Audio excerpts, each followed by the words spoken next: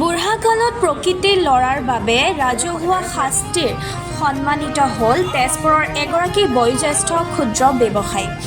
জীয়ৰী বোৱাৰী বিধৱা মহিলা অশ্লীল ইংগিত অশ্লীল প্ৰস্তাৱ দিয়াৰ পৰিণতি এয়া। আঁঠু কাঢ়ি ভৰিত ধৰিছে, গালত পৰিছে চেণ্ডেলৰ কোব, তাৰ পিছত পিঠিয়ে মূৰে পৰিছে ভুকু। লণ্ডভণ্ড কৰা হৈছে দোকানখন।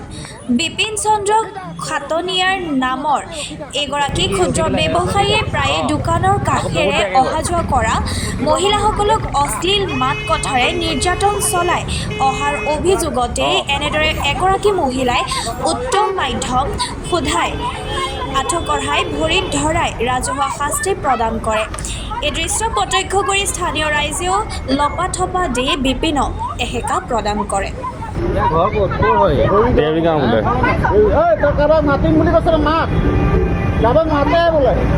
দোকান দিব দিয়ক।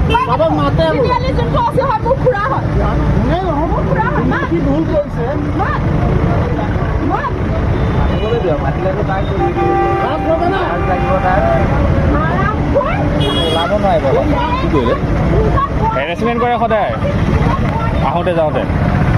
বিধৱা মাইকী সদায় বেয়া কথা ক'ব লাগে, সদায় বেয়া সদায় বোলে আপুনি আগতে কৰিব লাগিছিলে এইখিনি। আজিকালি বুঢ়া মানুহবিলাকৰ উৎপাত বেছি।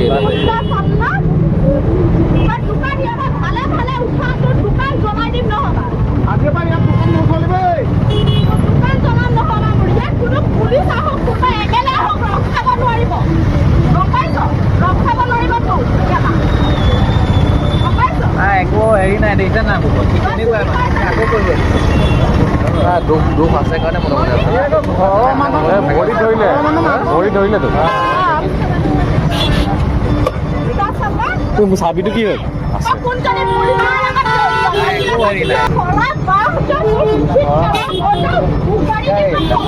পালে মানে ডাঙৰ কাম কৰি দিব,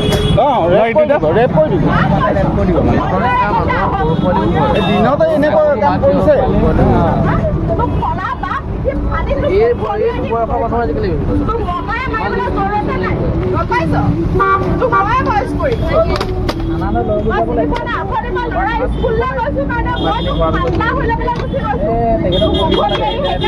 কিবা এটা ইনফৰমেশ্যন দি দিব লাগিব।